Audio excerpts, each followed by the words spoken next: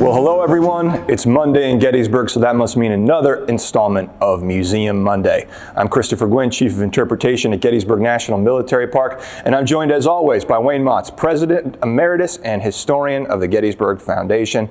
And Wayne, we're here in the Gettysburg Museum of the American Civil War in the heart of the battlefield, and you've picked out a special object for us to talk about today, one that Civil War buffs and enthusiasts may have heard of. At least they might have heard of the guy who owned it. What are we looking at today, Wayne? Right, very well known. Take a look at this sword, Chris. It's a beautiful model 1852 cavalry saber, and it's in the Horse Soldiers Gallery. So this sword belonged to Johann, August, Heinrich, Heroes von Borcke. That is a mouthful, Chris. I'm glad you said it, Wayne, and not me.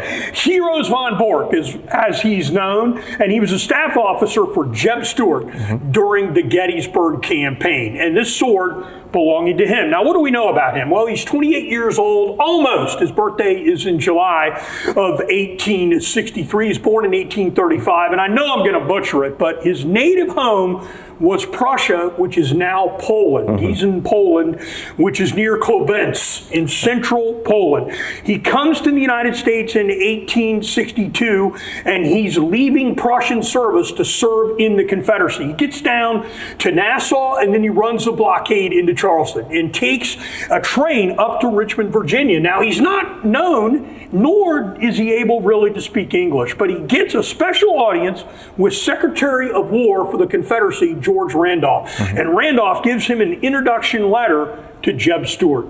And he will ride out, this is in the Peninsula Campaign, and will join Jeb Stuart on the eve of the Seven Pines, also known as Fair Oaks battlefield, and he will serve as an aide-de-camp for Jeb Stuart, becomes very good friends, really, with Jeb Stuart.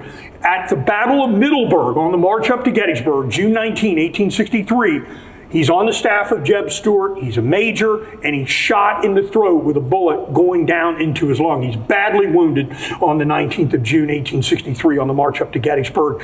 And according to him, because he writes memoirs after the war, Jeb Stuart comes to visit him when he's wounded and actually kisses him on the forehead. So these men, very, very close. When Jeb Stuart is killed, von Borcke will actually leave his sickbed in Richmond, go out to see him.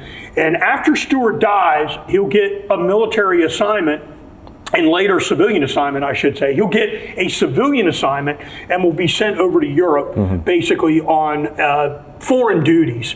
This wound at the Battle of Middleburg will take him out, really, of military service.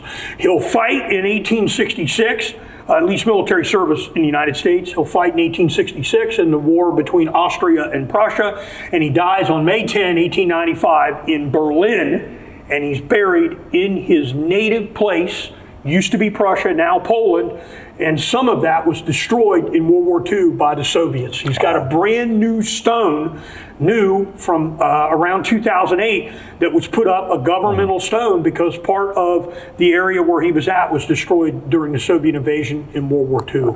Heroes von Borcke, famous staff officer to Jeb Stuart in the Civil War, and this is the sword he wielded, one of them, in the Civil War, Chris. Well, Wayne, it's fascinating. One of many objects in the collection here. We encourage you to come to Gettysburg. Travel to this corner of Pennsylvania. Visit the Gettysburg Museum of the American Civil War, where you yourself can look at the sword we've focused on today. Thank you again for watching, and as always, we'll see you on another installment of Museum Monday.